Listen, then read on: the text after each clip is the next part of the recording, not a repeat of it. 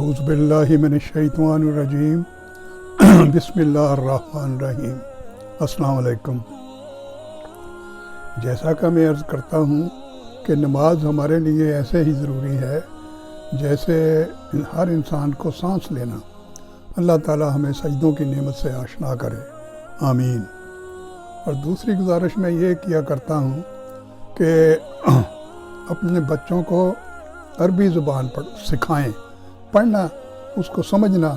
جیسے بچہ اسکول میں جا کے پریپ میں جاتا ہے پہلی کلاس میں، اور ایپل میں نے سے، بی بوائے میں نے لڑکا۔ اس طریقے سے جب بچہ عربی زبان سیکھ لے گا تو اس سے گھر میں برکت پڑے گی، رزق میں اضافہ ہوگا، اور اس کا مستقبل بھی اچھا ہوگا، اس کی نسلیں بھی اچھی بنیں گی۔ کیونکہ عربی زبان جب بچہ پڑھ لے گا، یا کوئی بھی پڑھ لے، ضروری نہیں بچے نے پڑھنی ہے، تو قرآن پاک کو سمجھنے کا بہت ہی اچھا وہ ایک موقع ہوگا۔ اللہ سبحانہ تعالیٰ فرماتے ہیں کہ قرآن پاک پڑھا کرو مسلسل۔ جب قرآن پاک پڑھنے والا شخص اٹک جاتا ہے کہیں، تو پھر اللہ سبحانہ تعالیٰ فرماتے ہیں کہ میں اس سے بات کرتا ہوں، اور وہ میری بات کو سن نہیں سکتا، لیکن میں اس کی باتوں کا جواب دے رہا ہوتا ہوں۔ تو قرآن پاک ضرور پڑھائیں، آپ کی بڑی مہربانی ہے۔ تو اب میں اگلا چیپٹر شروع کرتا ہوں الفرقان کا۔ یہ 2 نمبر آیت سے ختم کیا تھا، تو اب اس کے آگے 3 نمبر آیت سے شروع کروں گا۔ یہ مکی صورت ہے، اس کی 77 آیات ہیں اور 6 رکوع ہیں۔ تو الفرقان تیسری صورت ہے، جس کی پہلی آیات میں محمد رسول اللہ صلی اللہ علیہ وسلم کا ذکر عبد کی نسبت سے آیا ہے۔ عبد بندے کو کہتے ہیں۔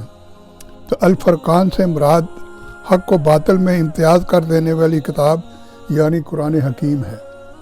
تو اس کی آیت نمبر 3، اور کافروں نے اللہ کے سوا ایسے معبود بنا لیے ہیں جو کچھ بھی تخلیق نہیں کرتے ہیں، بلکہ وہ خود مخلوق ہیں، اور وہ اختیار نہیں رکھتے خود اپنے بارے میں بھی کسی نقصان یا نفع کا، اور نہ ہی انہیں اختیار ہے موت کا، نہ زندگی کا، نہ جی اٹھنے کا۔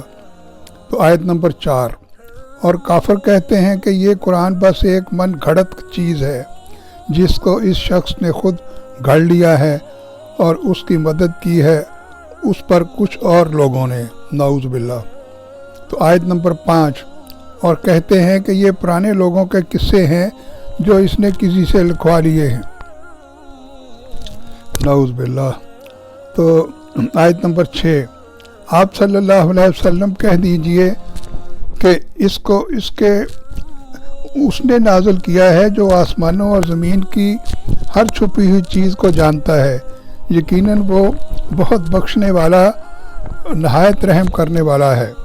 تو آیت نمبر 7، اور کافر کہتے ہیں کہ یہ کیسا رسول ہے جو کھانا بھی کھاتا ہے اور بازاروں میں چلتا پھرتا بھی ہے، کیوں نہیں اتارا گیا اس پر کوئی فرشتہ کہ وہ اس کے ساتھ ہو کر ڈرانے والا ہوتا۔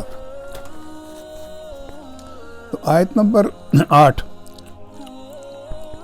یا اتارا جاتا اس پر کوئی خزانہ، یا اس کے لیے کوئی باغ ہوتا جس میں سے یہ کھاتا پیتا، اور ان ظالموں نے خود یہ جو یہاں تک کہا کہ تم لوگ صرف ایک سحر زدہ شخص کی پیروی کر رہے ہو۔ تو آیت نمبر 9، دیکھیے کافر لوگ آپ صلی اللہ علیہ وسلم کے لیے کیسی کیسی مثالیں بیان کر رہے ہیں۔ تو یہ کافر لوگ گمراہ ہو گئے ہیں، اب یہ سیدھے راستے پر نہیں آ سکتے۔ تو آیت نمبر 10، بڑی ہی برکت ہے وہ ہستی جو اگر چاہے تو آپ صلی اللہ علیہ وسلم کے لیے ان سے کہیں بہتر چیزیں بنا دے، ایسے باغات جن کے نیچے نہریں بہتی ہوں، اور آپ صلی اللہ علیہ وسلم کے لیے محلات تعمیر کر دے۔ آیت نمبر 11، اصل بات یہ ہے کہ ان لوگوں نے قیامت کو جھٹلا دیا ہے، اور جو قیامت کو جھٹلاتا ہے اس کے لیے ہم نے بھڑکتی ہوئی آگ تیار کر رکھی ہے۔